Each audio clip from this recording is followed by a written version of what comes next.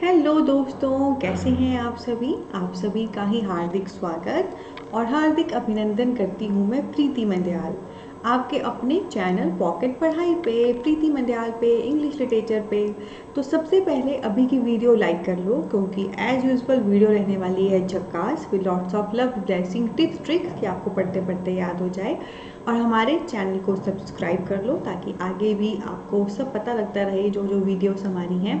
और हाँ दोस्तों, क्या आप ऐसे ही अच्छे तरीके से अगर पढ़ना चाहते हैं इंग्लिश लिटरेचर का नेट, किसी भी स्टेट का सेट, एमफिल, पीएचडी एंट्रेंस, कुछ भी इंग्लिश लिटरेचर को लेकर आप एग्ज़ाम तैयार करना चाहते हैं और आप चाहते हैं कि इंडिया का सबसे सस्ता और सबसे अच्छा कंटेंट आपको मिले, तो ये जो ऊपर है ना, ये पॉकेट पढ़ाई, इस ऐप को डाउनलोड कर लो।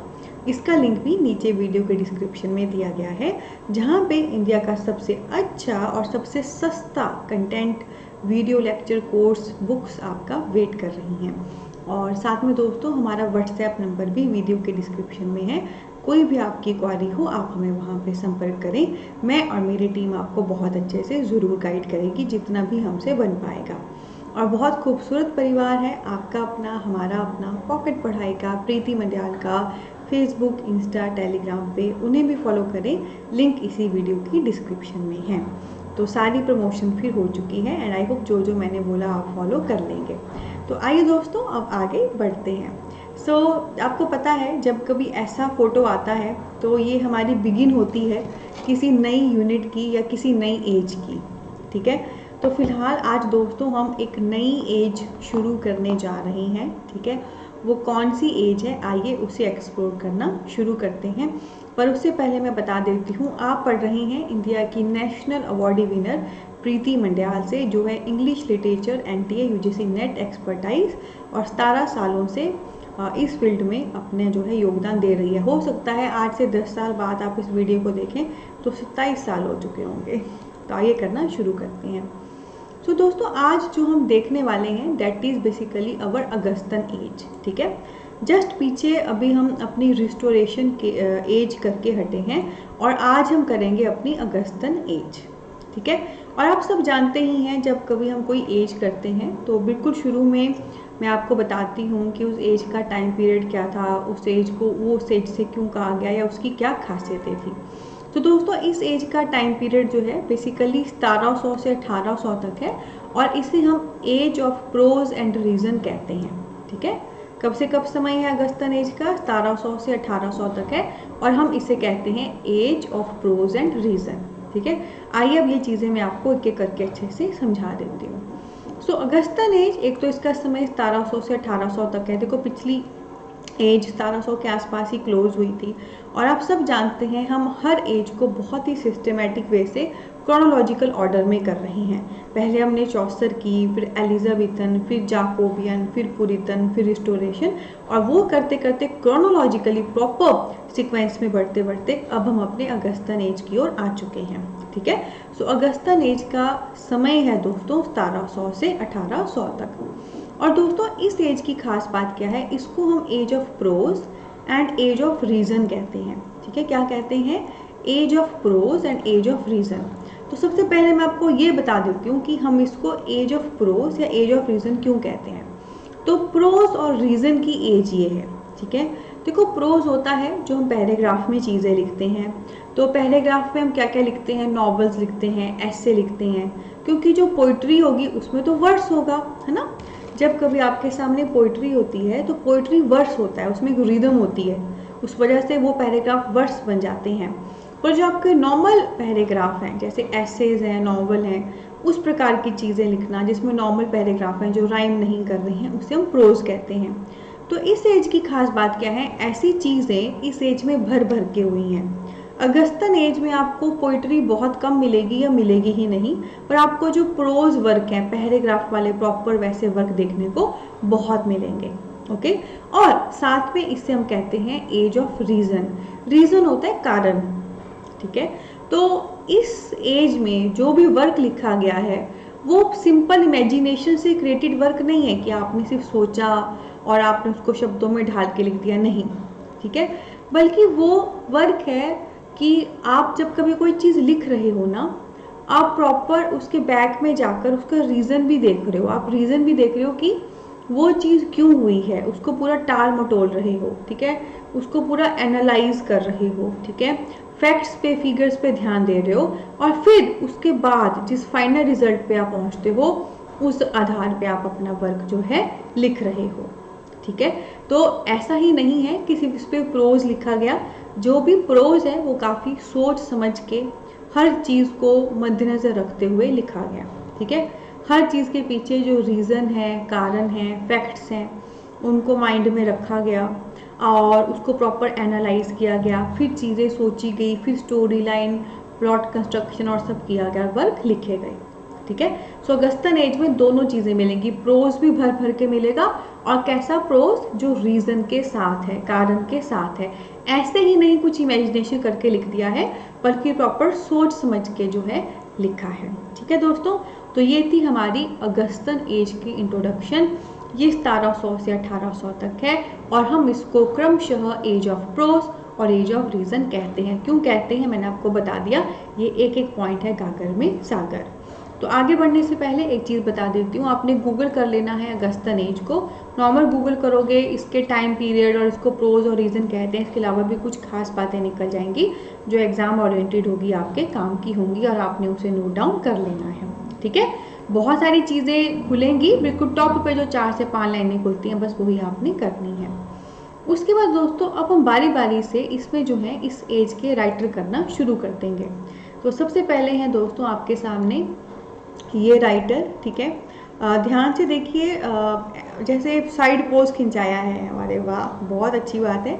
ये अक्ल तो ऐसे आज के सदी के लोगों को है जो वो कैंडिड पे खिंचवाते हैं, इन्होंने बड़े साइड का पोज खिंचवाया है। एंड शो तो ये कर रहे हैं कि बहुत समझदार से हैं, पर थोड़े से चालाक टाइप समझदार लग रहे हैं कि शो करने की कोशिश कर रहे हैं, और हाथ में है इनके कलम, यानी कि कुछ लिख रहे हैं, ठीक है। तो ये चालाक सी पर्सनैलिटी, समझदार सी पर्सनैलिटी कौन है दोस्तों? ये है नन अदर देन अवर अलेक्जेंडर पोप, ठीक है। नाम तो सुना ही होगा, अलेक्जेंडर पोप। ये पहले राइटर हैं हमारे अगस्त्यन एज के जिन्हें हम एक्सप्लोर करेंगे, एंड इनका पूरा वर्क, इनकी पर्सनैलिटी, पर्सोना सब हम लेंगे, ठीक है।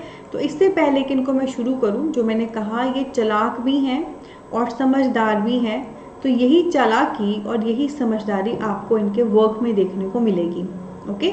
अलेक्जेंडर पोप के वर्क ऐसे थे कि बहुत समझदारी से बहुत चालाकी करते थे, या बहुत चालाकी से बहुत समझदारी करते थे और अपने वर्क लिखते थे। इनके वर्क में भर भर के आपको बहुत अच्छा, बहुत उम्दा, बहुत हाई लेवल का लिटरेचर देखने को मिलेगा। तो आइए ज़्यादा देरी ना करते हुए एक्सप्लोर करते हैं अलेक्जेंडर पोप को एज अ राइटर, इनकी पर्सनैलिटी, पर्सोना एंड वर्क। सो दोस्तों अलेक्जेंडर पोप में सबसे पहले हम उनकी पर्सनैलिटी, पर्सोना एंड वर्क लेंगे, जिसके तहत अलेक्जेंडर पोप से जुड़ी हुई खास बातें हम लेंगे। तो सबसे पहला तो देख लो, अलेक्जेंडर पोप का जन्म 1688 में हुआ था और 1744 में इनकी डेथ हो गई थी। तो ये देखो, ये 16 है तो ये 17 है, एक बढ़ गया, 16 जमा 1 17। ये 88 है तो ये 44 है, 88 का हाफ हो गया, 88 का हाफ हो गया 44, 44, ठीक है। तो ये एक टिप ही हो गई याद करने को, 16 है तो 17, 88 है तो 44, 16 का एक बढ़ गया 17, 88 का हाफ हो गया 44।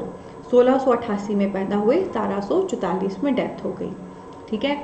ये जो मैंने अभी बोला तुमको लग रहा होगा अच्छा इससे याद हो गया, पर देखो ये स्मार्ट टेक्निक होती, हाँ ज़्यादा हार्ड वर्क मांगती हैं, पर हार्ड वर्क करना अच्छा है स्मार्टली, ताकि एग्ज़ाम में हेल्प करें। और दोस्तों अब आपको मुझसे पढ़ते हुए इतना टाइम हो गया है तो आप जानते ही हैं कि ये एज और डेथ ईयर बहुत इंपॉर्टेंट होते हैं, है ना। डायरेक्ट ईयर पूछना, कब कोई राइटर पैदा हुआ, कब मरा, ये बड़ा रेयर है, फिर भी पूछा जा सकता है, वो बड़ा रेयर है। पर फिर भी ऐसे प्रश्न कि कौन राइटर किस एज का है, या किस राइटर के साथ कौन सा राइटर था, या कौन राइटर पहले आया कौन बाद में, क्रोनोलॉजिकली अरेंज करो। जब ऐसे प्रश्न पेपर में आते हैं तो वो तभी सॉल्व हो पाते हैं जब आपको उनकी बॉर्न एंड डेथ ईयर पता है, ठीक है। तो आपने ये ध्यान रखना है। तो अलेक्जेंडर पोप हम अपने पहले ऑफिशियल राइटर कर रहे हैं अगस्त्यन एज में, जो 1688 में मरे, 1688 में पैदा हुए और 1744 में मरे। 16, 17, 88, 44, 16 + 1 17, 88 का हाफ 44। अब दोस्तों आइए आगे बढ़ते हैं। अब इनसे जुड़ी हुई खास बातें हम करते हैं। जैसे मैंने कहा ही है, ये बहुत इंपॉर्टेंट राइटर है, मेजर राइटर है, बहुत अच्छा इन्होंने हमें लिटरेचर दिया है।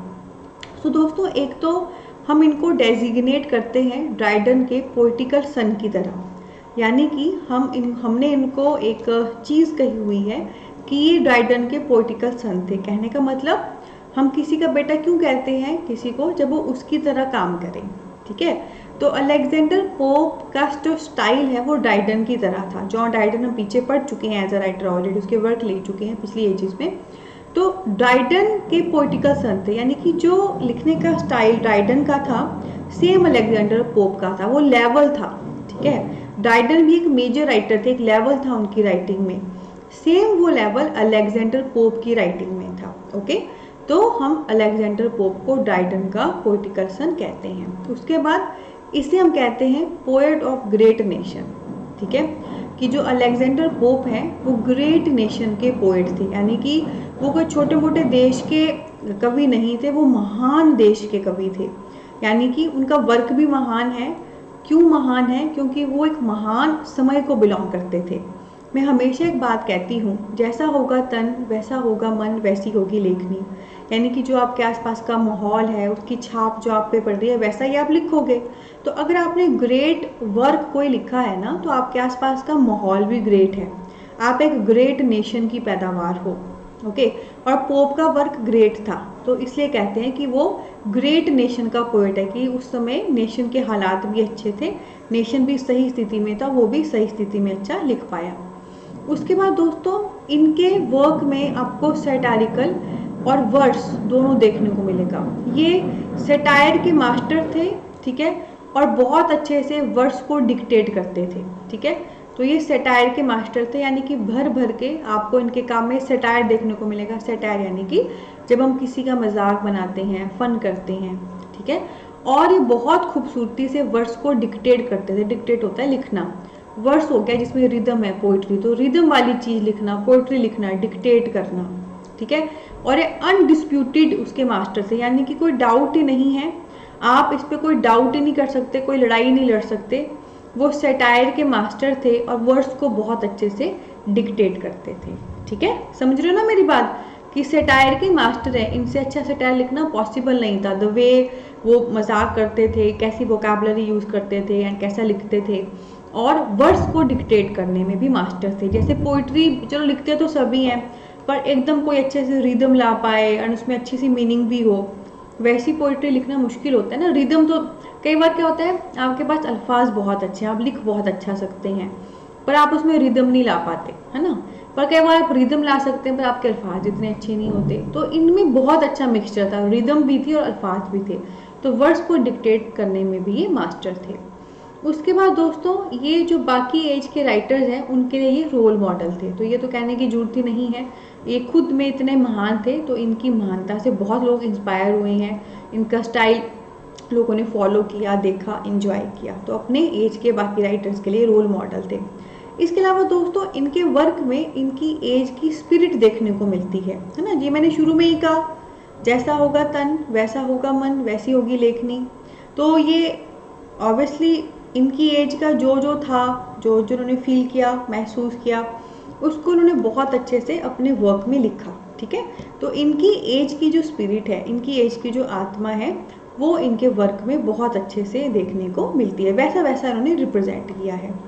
और एक और ख़ास बात भी है जो सुन के शायद आप थोड़ा सा हैरान हो जाएंगे। अलेक्जेंडर पोप दोस्तों बेसिकली ड्वार्फ था, बौना था। ठीक है, और इसमें जेलसनेस, पिविशनेस और वेस्पिशनेस भी थी।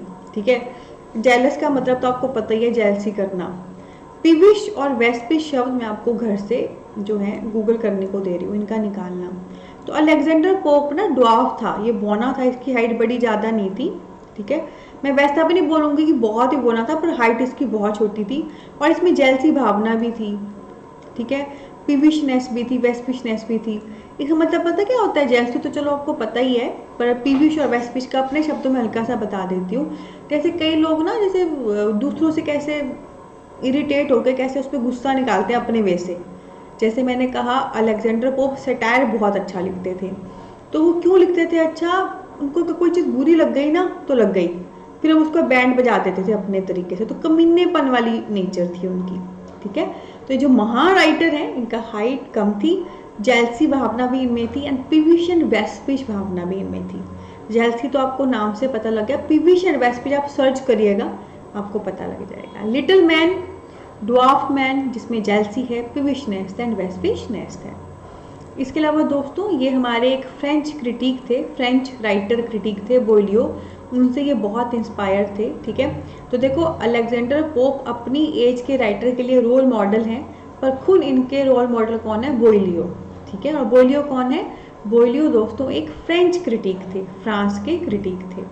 इसके अलावा दोस्तों खास बात अलेक्जेंडर पोप की क्या है, वो सिर्फ 16 साल के थे जब उन्होंने पास्टोरल लिखने शुरू कर दिए थे। पास्टोरल क्या होते हैं, इनका जिक्र बहुत पहले भी आ चुका है। इनका वर्क का नेम ही पास्टोरल था।